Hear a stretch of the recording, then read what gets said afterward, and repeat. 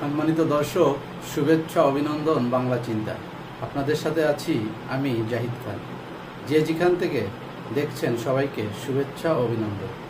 নতুন নতুন খবর দেখতে আমার চ্যানেলটি যারা সাবস্ক্রাইব করেন নাই তাদেরকে সাবস্ক্রাইব করে সঙ্গে থাকার জন্য অনুরোধ জানাচ্ছি। ইতিমধ্যে যারা আমার চ্যানেলটি সাবস্ক্রাইব করে সঙ্গে আছেন তাদেরকে জানাই অনেক অনেক ধন্যবাদ। নির্বাচন ঠেকাতে পরিকল্পিতভাবে অস্থিতিশীলতা সৃষ্টি করছে একটি মহল, বিএনপি। খবরে বলা হয়েছে, আগামী ফেব্রুয়ারিতে নির্ধারিত জাতীয় সংসদ নির্বাচনকে বানচাল করতে একটি মহল পরিকল্পিতভাবে দেশের আইন শৃঙ্খলা পরিস্থিতির অবনতি ঘটাচ্ছে বলে মন্তব্য করেছে বিএনপি। দলটির স্থায়ী কমিটির সভায় এমন দাবি উঠে এসেছে।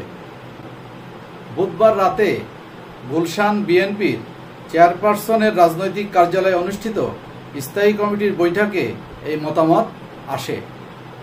বিএনপির ভারপ্রাপ্ত চেয়ারম্যান তারেক রহমানের সভাপতিত্বে সভায় অংশ নেয় স্থায়ী কমিটির সদস্য ডক্টর খন্দকার মোশাররফ হোসেন, মির্জা আব্বাস, গয়েশ্বরচন্দ্র রায়, ডক্টর আব্দুল মঈন খান, নজরুল ইসলাম খান, মির্জা ফখরুল ইসলাম আলমগীর, আমির খসরু মাহমুদ চৌধুরী, সালাউদ্দিন আহমেদ, বেগম সেলিমা রহমান, ইকবাল হাসান টুকু, মেজর অবসরপ্রাপ্ত হাফিজউদ্দিন আহমেদ, অধ্যাপক ডাক্তার এজেডএম জাহিদ হোসেন।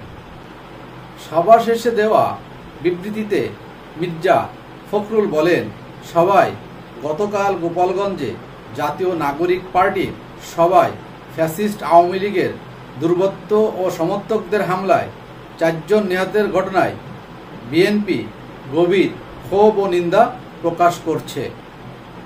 এই হামলাকে গণতান্ত্রিক প্রক্রিয়াকে নস্যাৎ করার ষড়যন্ত্র হিসেবে উল্লেখ করা হয় সবাই।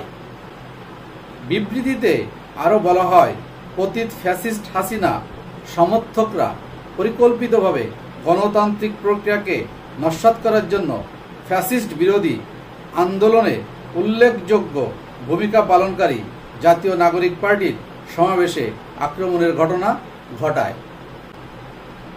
ফলশ্রুতিতে সরকারকে 144 ধারা ও কারফিউ জারি করতে হয়, যা এই মুহূর্তে গণতান্ত্রিক প্রক্রিয়াকে ব্যাহত করবার নীল নকশা বলে মনে করা হয়।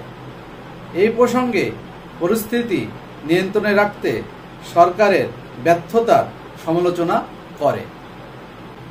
সবাই নেতারা আশা করে রাজনৈতিক দলগুলো অত্যন্ত সতর্কতার সঙ্গে তাদের কর্মসূচি নির্ধারণ করবে, অন্যথায় গণতন্ত্র বিরোধী শক্তিকে সুযোগ করে দেওয়া হবে। চাঁদাবাজি ইত্যাদি অপরাধমূলক কর্মকাণ্ড বৃদ্ধি পাচ্ছে। এ ব্যাপারে সরকারের সংশ্লিষ্ট বিভাগগুলি অযোগ্যতা এবং নির্লিপ্ততা পরিস্থিতিকে আরও অবনতির দিকে নিয়ে যাচ্ছে। সংশ্লিষ্ট দায়িত্বপ্রাপ্ত উপদেষ্টারা গণমাধ্যমে শুধুই কথাই বলছেন, কিন্তু কার্যকরী পদক্ষেপ নিতে ব্যর্থ হচ্ছেন।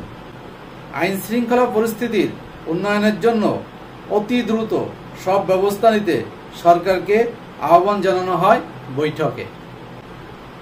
মিটফোর্ডের নৃশংস হত্যাকাণ্ডে বিএনপিকে সম্পূর্ণ অন্যায়ভাবে জড়িয়ে কয়েকটি রাজনৈতিক দলের শিষ্টাচার বিবর্জিত বক্তব্য ও প্রোপাগান্ডা গোটা জাতিকে স্তম্ভিত করেছে বলে উল্লেখ করেন সাবেক এই মন্ত্রী। তিনি বলেন, বিশেষ করে স্বাধীনতার ঘোষক শহীদ president Ziaur Rahman, BNP chairperson Begum Khaleda Zia এবং ফ্যাসিবাদ বিরোধী আন্দোলনের তরুণ জনপ্রিয় নেতা তারেক রহমান সম্পর্কে রাজনৈতিক শিষ্টাচার বিবর্জিত যেসব অশ্লীল বক্তব্য গোটা জাতিকে বিক্ষুব্ধ করেছে। দর্শক, ভালো থাকবেন, দেখা হবে নিশ্চয়ই অন্য কোনো খবরে। আল্লাহ হাফেজ।